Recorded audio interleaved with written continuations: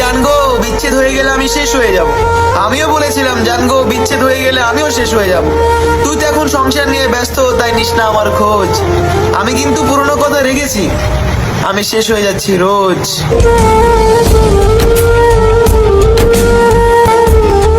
তোমার কথা ভেবে মন খারাপ হলে দুনিয়ার কোনো সুখই আমার হাসাইতে পারে না। বিশ্বাস করো, আমি একবার স্তব্ধ হয়ে যাই, মানে আমার নিঃশ্বাস চলে না, এরকম একটা জিনিস আমি অনুভব করি।